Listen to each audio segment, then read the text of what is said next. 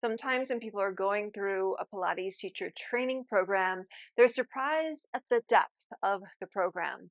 And that's because the process of transitioning to you really enjoy taking Pilates classes, maybe you've experienced immense personal benefits from it as well, to actually leading a class, that there's a lot of different elements. And we're going to focus on three today, really getting in to the overall experience of being in a teacher training program. And the first doesn't start with the curriculum. Instead, it begins with experiential. So the good news is you get to continue taking classes, but now there's a different purpose behind them. You're focusing on your movement patterns in Pilates with a goal in mind of teaching classes. Maybe you're refining how you move. You'll start layering on your own self practice. And this is where a lot of nerves come in for people because, well, I've only ever taken classes before. I've never had to do it all on my own. I suggest to begin with, starting small. Maybe it's just a few exercises that you already know, or following a class plan can be really helpful. It can even be as simple as following the traditional 34 exercises in Joseph Pilates' book, Return to Life. A part of experiential as well are observation hours. I still remember my spiral notebook, sitting down in the corner, taking notes as Pilates teachers were guiding their classes, whether it was a group class or a private. I learned so much during those observation hours, and it's why they're really emphasized in teacher training programs. It's because you get to see real world application of how to teach, adjustments that teachers are making, how clients are responding, and so much of what you learn, you can then incorporate into classes that you'll be teaching, even during your teacher training program. So part of this element is taking the time to practice teach. Another area where people get a little bit nervous, but we want you practice teaching during the program itself because that way you can get support from your peers, your study group, your teacher trainers as well. This is one of the reasons why we focus on teaching labs within the Trifecta Pilates MAP program. We get to focus on specific exercises and a specific teaching strategy. We practice a short movement sequence or even just one exercise, and you get feedback. What did you do really well on? Lean into that. What are suggestions to make it smoother and more comfortable for you? And then as you continue with these teaching labs, eventually you start teaching your full length classes. And inevitably, what happens, you start teaching your full length classes, and sometimes they go well, and other times you have questions. You bring those questions back to the group. We workshop them out together. And that's going to be incredibly beneficial. The experiential element here is really putting the education, the curriculum into action. And that's what leading a Pilates class is all about. Element two, education.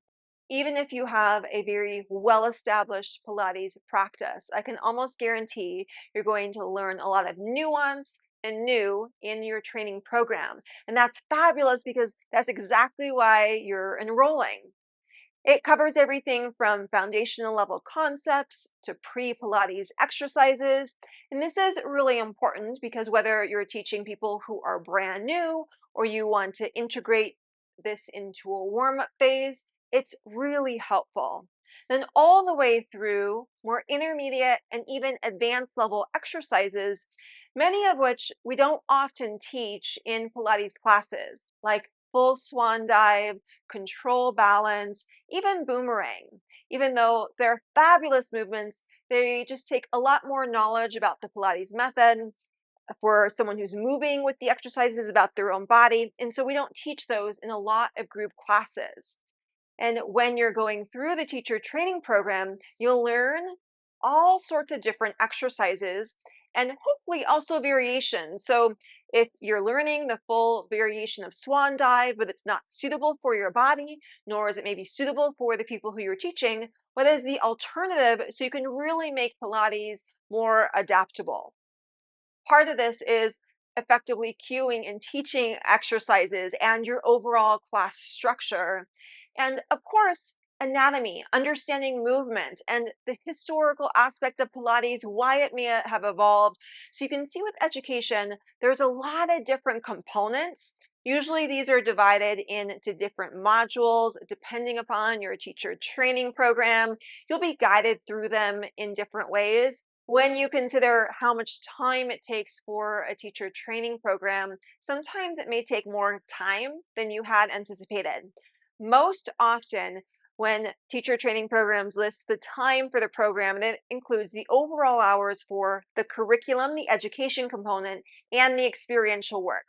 However, I'm going to give you advice that a counselor gave me as I was touring colleges with my oldest. And that is, if your child enrolls in a 3-credit class, I can't tell you how long they're going to have to study for that class. Maybe they enroll in a math session and they excel at math, so they don't really study.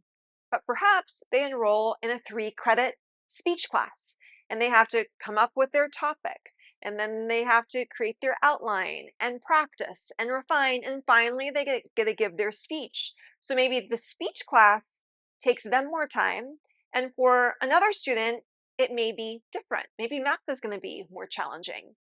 Wanted to bring this up because sometimes when it comes to practicing different ways of moving with Pilates or teaching or understanding the curriculum, you may want to go and review specific components. And that's really personal. I encourage you not to fall in the trap of trying to memorize everything. That's why we focus so much on experiential. That's where a lot of the learning takes place. And also avoid the perfectionist trap. It's not about being perfect with how you move. It's not about being perfect with how you teach. When it comes to teaching a class, I take the pressure off and say, can we have an overall positive movement experience? Even if I flub my words, or maybe I want to switch around some exercises for a future class, that we're going to learn as we teach. Component that's hard to focus on when it comes to what to expect during a teacher training program is that you learn in your unique way. Maybe you really like to make flashcards for names of exercises. I've had people go through the exercises and they like to do a color coding system, was really helpful. There are other people who didn't do that at all. It was more just getting on their mat and practicing. Beyond how you're personally going to learn the material, know that every teacher training program is a little bit different, that even if we're teaching the same exercises like the 100, roll up, roll over, and the long list can go on, we may teach them in different ways.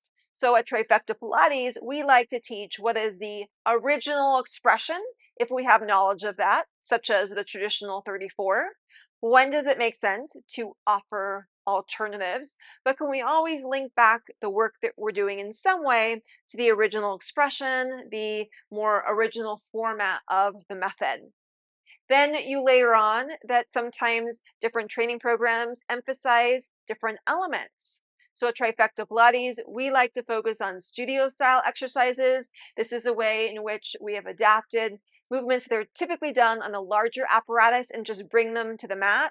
We found this a wonderful tool to add versatility to your classes and also a lot of functional elements as well. We also focus on a trauma-informed Pilates approach. It's not just teaching Pilates, but how we're teaching that, knowing the prevalence and the impact of trauma, and that's going to influence the structure of our classes, even our cues.